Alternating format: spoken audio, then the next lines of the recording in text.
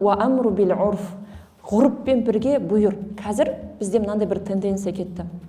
Осы шет елдің немесе басқа, осы араб мемлекетін айтайық, ғұрыпы. Мысалы, Құран олардың ғұрыпымен де түсті, Сол жерде бізде көп әңгіме айтылады. Мысалы, енді қазір білім ордасында жүрсіздер ғой. Ер мен әйел ажырасып жататын болса, кішкентай бала емізулі болса, онда сол әрбір күнге еркек адам сүтке ақша төлеу керек.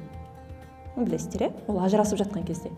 Ал енді осы тұрғысында әйелдер осының частын ғана кесіп алғанда бүйтіп айтады: вообще-то маған сүтке сен ақша төлеуің керек дейді.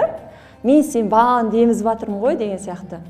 Но оның мынаның бір екінші ұшқыны бар. Ажырасқаннан кейін бала әкеде қалады. Ауыр. Біз өзімізге удобный жақты аламыз да, бізге неудобный жақтан ойланып қаласың да. Алла әділ ғой.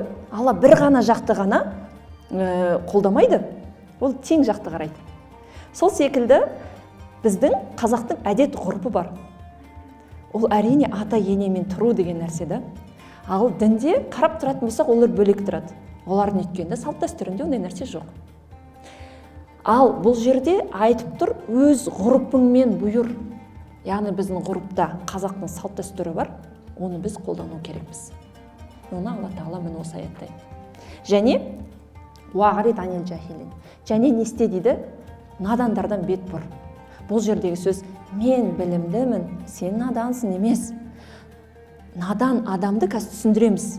Ол адам бір жақты ғана адамда, оны қанша түзетсең де болмайды, бірақ сен сол адам үшін ұрысып, ақталып, сөйлесіп, дегенше сенде қанша энергия кетеді. Бұл ғана бір ғана аят. Енді қараңыз, хадисте айтады: сені, сол көркем мінезділікті былай деп түсіндіреді: сені үзгендермен байланыс құр. Саған бермегенге бер. Саған зұлымдық жасаған адамды кешір дейді.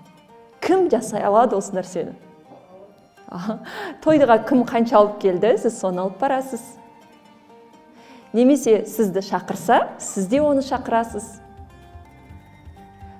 Егер ол жасса, сіз жауап бересіз. Бірінші болып бастамайсыз деген сияқты. Керісінше болуымыз керек.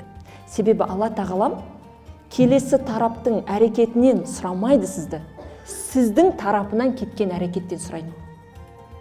Сен не істедің? Мысалы, туысқандарымыздың арасындағы бәрі